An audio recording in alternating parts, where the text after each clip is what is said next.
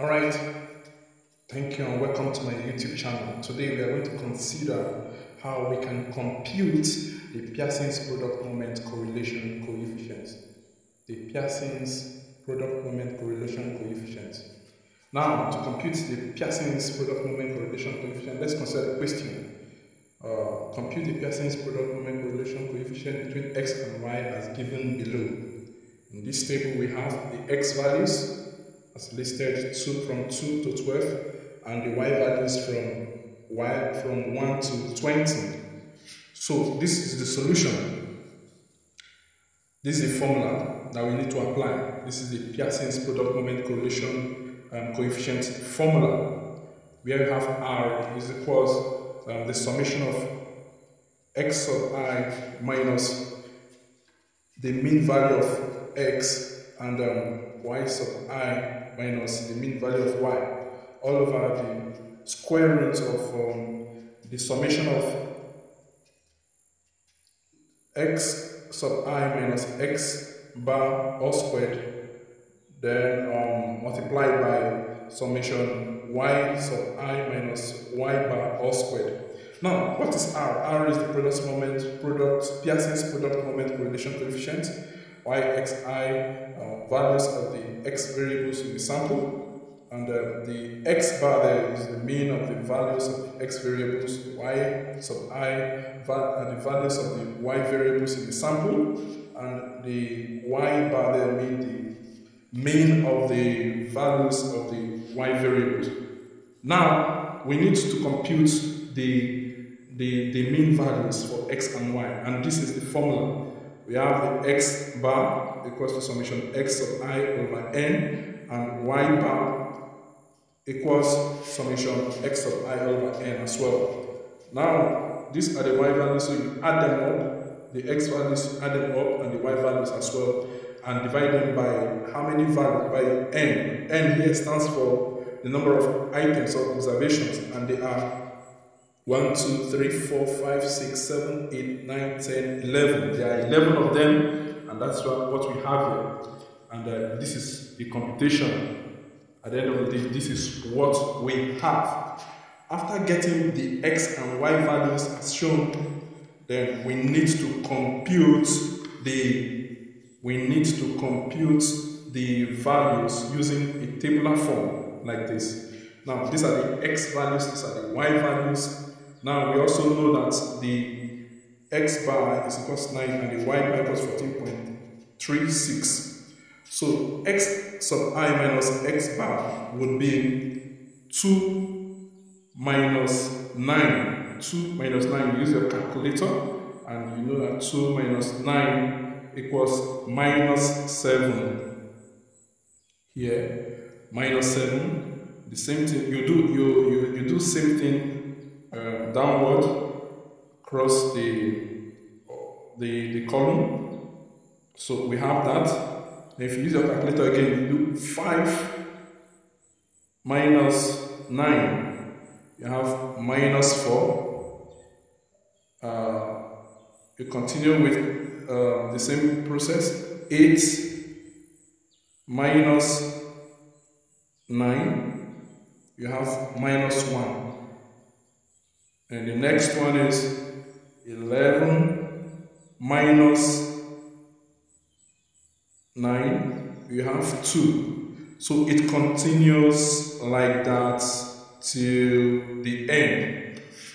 So the same, you apply similar principle here, where you have here as our y bar to be 14.36. So you say 1 minus 14.36, we have here minus 13.36. Then we continue in that order, in that manner. 7 minus 14.36, we have minus 7.36. And that's how you continue till the end.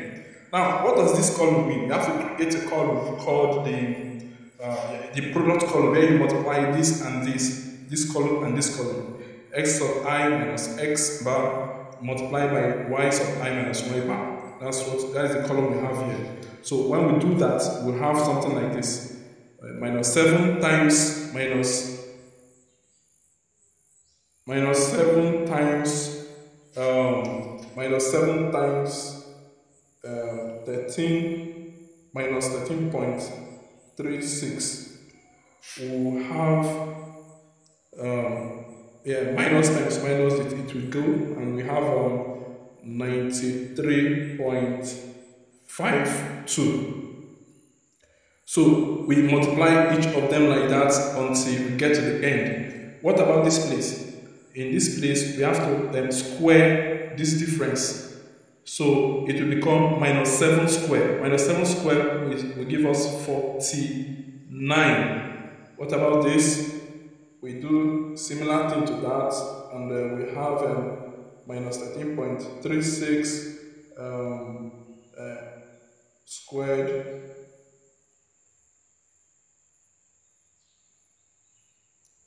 We'll have 178.49 approximately to 2 decimal places. So you do similar thing, like that, and continue until you get to your final answer. So when you compute this using your calculator, this is what you will have.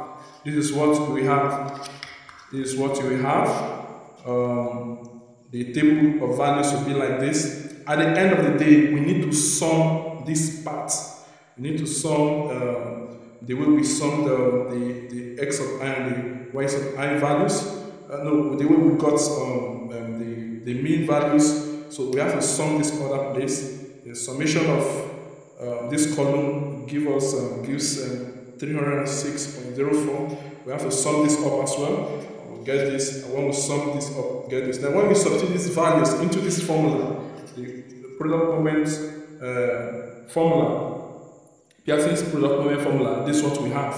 Then you make this substitution into this, that's what you have, and you get to our answer. This is to 4 decimal places, but we have to approximate it. When we approximate it to 2 decimal places, this is what we have. Now, what does this mean? It means this is the product moment. If the Pearson's product moment correlation coefficient of 0.87 shows that there is a strong positive correlation between the x and y variables. It is strong because it's closer to 1. Now, the product moment correlation coefficient ranges from minus 1 from 0 to 1. So the closer it is to 1 makes it strong, and the further it is from 1 makes it weak.